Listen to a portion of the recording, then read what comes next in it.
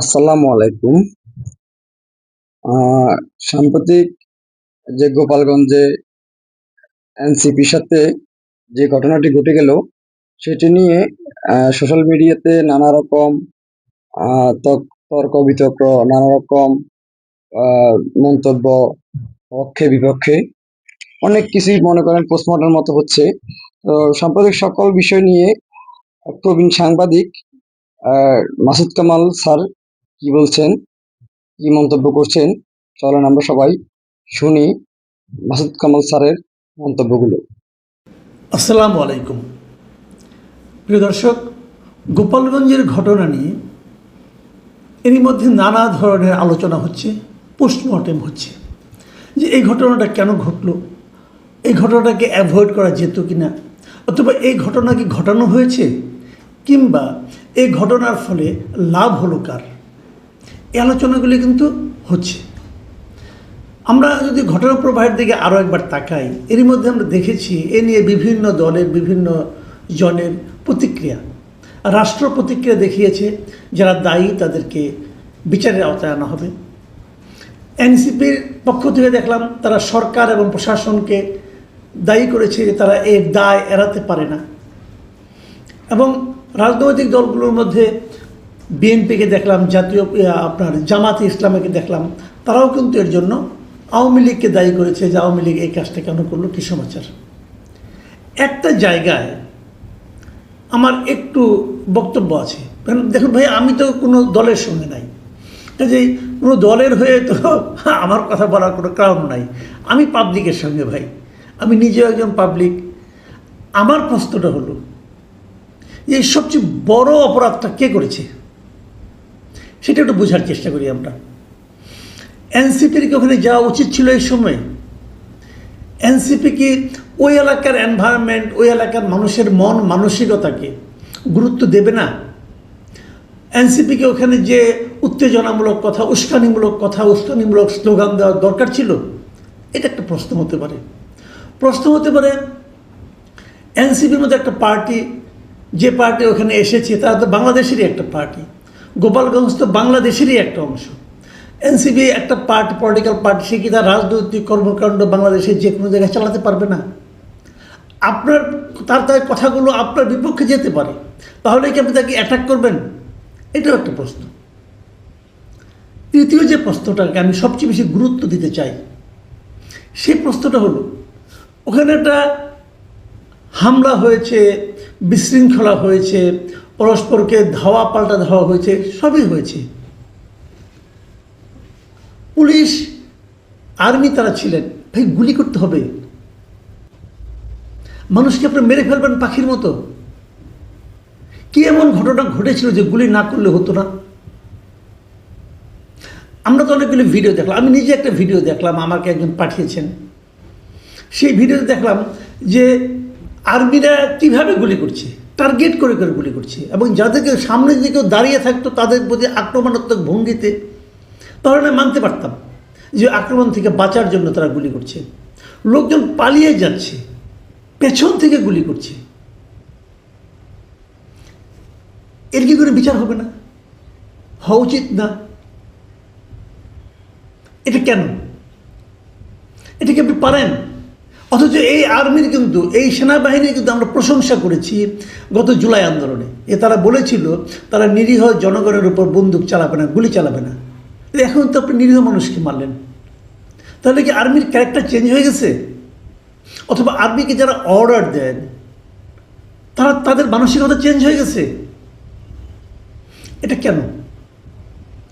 বলা হচ্ছে অ্যারেস্ট করা হচ্ছে, বিচার করা হবে। বিচার তো হত্যার বিচার হবে না? এর আগে আমরা দেখেছি যে মিরপুরে একটা হত্যাকাণ্ড হয়েছে, এরকম একটা মবের মধ্যে কেউ যে মারা গেছে, পুলিশের গুলিতে মারা গেছে, গত জুলাই আন্দোলনে আমরা দেখেছি। একটা হয়তো নেত্রকোনায়, কিশোরগঞ্জে একজন মারা গেছে, এরকম হয়েছে। সেই মামলায় কিন্তু হুকুমের আসামি হিসেবে স্বরাষ্ট্রমন্ত্রীকে রাখা হয়েছে, তৎকালীন প্রধানমন্ত্রীকে রাখা হয়েছে। তো এখন এই যে হত্যাগুলো হলো, এর জন্য আপনি কাকে আসামি করবেন? আচ্ছা, কীভাবে করবেন? মামলাই তো হয়নি, নাকি হয়েছে? হয়েছে কি কোনো মামলা? এই যাদের মারা গেল ওই ফ্যামিলির মানুষের কি মৃত্যুর প্রতি কোনো তাদের কোনো মূল্য নাই? ওই জীবনগুলির কোনো মূল্য নাই? আমি দেখলাম একটা সে মারা গেছে একজন, তার মা বলতেছে এখন আমার সংসার কিভাবে চলবে? ওই সংসারের দায়িত্ব কি রাষ্ট্র নেবে? অনেকে মারা গেছে যারা নাকি পথচারী ছিল, যারা কোনো রাজনীতির সঙ্গে জড়িত না। সেই হত্যার দায় কে নেবে? আমি তো এখন পর্যন্ত কোনো সরকারি বিবৃতিতে অথবা প্রেস নোটে নিহতদের প্রতি কোনো সমবেদনা দেখলাম না। বরঞ্চ অ্যারেস্ট করা হচ্ছে কাদেরকে? ওই এলাকার মানুষকে। পুলিশ যখন অ্যারেস্ট করবে তারা কী দেখে অ্যারেস্ট করবে? তাদের কাছে কি ভিডিও ফুটেজ দেখে অ্যারেস্ট করবে, নাকি তারা কী দেখে অ্যারেস্ট করবে? কেউ মিছিল করেছে, ওটা আপনি অ্যারেস্ট করতে পারেন। যে মিছিল করবে, যদি কেউ বঙ্গবন্ধুর জন্য মিছিল করেন, বঙ্গবন্ধুর পক্ষে স্লোগান দেন, আপনি তাকে তো আটকাতে পারবেন না। বঙ্গবন্ধুর পক্ষে স্লোগান যে কেউ দিতে পারে, আওয়ামী লীগ না করেও দিতে পারে, পারে নাকি? যে বঙ্গবন্ধু তো আওয়ামী লীগের প্রপার্টি না। যে জিনিসটা আওয়ামী লীগ তাদের প্রপার্টি বানানোর চেষ্টা করেছিল গত 15 বছর, and that was A blunder. এটা তারা উচিত হয়নি, কারণ বঙ্গবন্ধু তাদের প্রপার্টি না, বঙ্গবন্ধু পুরো জাতির প্রপার্টি। তো যদি কেউ পুরো জাতির একটা অংশ হিসাবে তারা বঙ্গবন্ধুর পক্ষে স্লোগান দেয়, সে অপরাধী হয়ে গেল। দেখুন, মিটিং শেষ হওয়ার পরে অনেকের আমরা লাইভ দেখেছি, অনেক সময় সেই লাইভে দেখা গেছে মিটিং শেষ হওয়ার পরে কিন্তু ওখান থেকে স্লোগান দেওয়া হয়েছে, মুজিববাদ মুর্দাবাদ। কেন ওই স্লোগানটা দেওয়া হচ্ছিল? যখন ওই স্লোগানটা দেওয়া হয় তার আগ পর্যন্ত কোনো হামলা হয়েছে?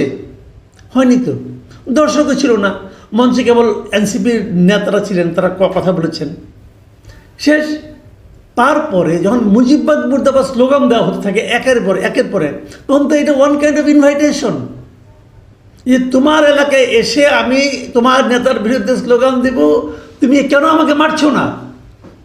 এটা ওয়ান কাইন্ড অফ ইনভাইটেশন।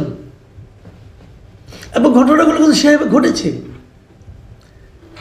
তো এই যে বিষয়গুলো, এই বিষয়গুলো কি বিবেচনায় নেওয়া হবে, অথবা বিবেচনায় কি নেওয়া উচিত নয়? দেখুন, আমি এর মধ্যে যতগুলি বিবৃতি পড়েছি, পলিটিক্যাল অথবা নন পলিটিক্যাল, একটা মাত্র বিবৃতি যেটা আমাকে টাচ করেছে। এই বিবৃতিটা দিয়েছেন কয়েকজন ইউনিভার্সিটি শিক্ষক এবং বুদ্ধিজীবী এবং সুশীল সমাজের লোক। এই আনু মোহাম্মদ, সামিনা লুৎফা, ওনাদেরই সংগঠন, নাম হলো গণতান্ত্রিক অধিকার কমিটি। তারা কি বলেছিলেন শুনেন। এদের কথাটা আমার পছন্দ হয়েছে বলে আমি এটা আপনাদেরকে পড়ে শোনাচ্ছি। তারা লিখেছেন যে গত বছর 16 জুলাই যেটা হয়েছিল সেটা উল্লেখ করে, যে রংপুরে বেগম রোকেয়া বিশ্ববিদ্যালয়ের আবু সাইজিদের মারা গেল ঠিক 1 বছর পর গতকাল আবারও একই চিত্রের মুখোমুখি হতে হয়েছে গোপালগঞ্জে। এই ঘটনার পর রাষ্ট্রের আচরণ গভীর উদ্বেগ তৈরি করেছে। তারা কিন্তু রাষ্ট্রের আচরণকে ভালো বলছেন না, প্রশংসা করছেন না, কিন্তু করা তো উচিত ছিল, কারণ এই রাষ্ট্র তো আগের স্বৈরাচারী সরকারের রাষ্ট্র নয়। তিনি বলেছেন, ওনাদের বিবৃতিতে বলা হয়েছে যে এনসিপির সমাবেশে হামলার বিষয়ে সরকার ও পুলিশ দ্রুত তদন্তে সক্রিয় হলেও পুলিশের গুলিতে নিহত 4 জনের মৃত্যু নিয়ে এখন পর্যন্ত উচ্চ পর্যায়ে তদন্ত, দায় নির্ধারণ বা ন্যূনতম মানবিক প্রতিক্রিয়া দেখা যায়নি। এই একপাক্ষিকতা শুধু রাষ্ট্রের দায়িত্বহীনতার পরিচয় নয়, এটি নাগরিক জীবনের মর্যাদা ও নিরাপত্তার প্রশ্নেও ভয়াবহ বার্তা বহন করে। যে কথাটা একটু আগে আমি বললাম, যে এই 4 জন কি দেশের নাগরিক নয়? এই 4 জনের প্রতি কি এই রাষ্ট্রের কোনো দায়িত্ব নাই? এই 4 জনের দিকে গুলি না ছুড়লে কি থামানো যেত না কিছু? আমরা তো দেখিনি। ওই লোকগুলি তো আপনার সাজোয়া গাড়িতে উঠে চলে আসলেন। তো চলে আসলে ওনাদের কাজ ছিল আগুন জ্বালানো, আগুন জ্বালিয়ে দিয়ে চলে আসছেন। তো হয়ে গেল, গুলি করতে হবে কেন? গুলি করার মতো বাস্তবতা এখানে ছিল বলে আমি মনে করি না। অন্ততপক্ষে আমি যে কটা ভিডিও দেখেছি তা দেখে আমাকে মনে হয়নি। আমি স্পষ্ট শুনেছি বলা হচ্ছে, আরবি বলছে না কে বলছে আমি জানি না, ওটা তো সাউন্ড তো বোঝা যাচ্ছে না, ওকে টার্গেট করে মার, টার্গেট করে মার। কেন টার্গেট করে মারতে হবে কেন? টার্গেট করে মারার জন্য কি জনগণ আপনাদের বেতন দিয়ে রেখেছে? এই টার্গেট তো আপনারা করতে পারেন না। আমি একটা কথা বলে শেষ করি। অপরাধ বিজ্ঞানের একটা কথা আছে, যখন কোনো অপরাধ ঘটে তখন তোমরা প্রথমে দেখবা এই ঘটনার বেনিফিশিয়ারিকে, এই ঘটনা ঘটলে কার লাভ হয়। বলুন তো কালকের ঘটনার বেনিফিশিয়ারিকে? গোপালগঞ্জের মানুষ বেনিফিশিয়ারি নন।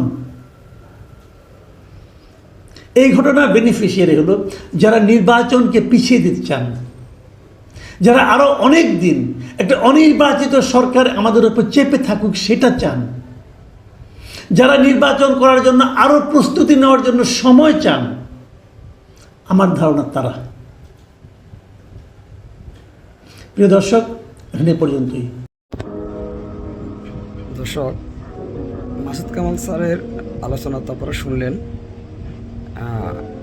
এখন ওনার এই আলোচনার উপর ভিত্তি করে আপনাদের মূল্যবান মতামত কমেন্ট বক্সে জানাবেন। সেই সাথে আমাদের চ্যানেলটি সাবস্ক্রাইব করে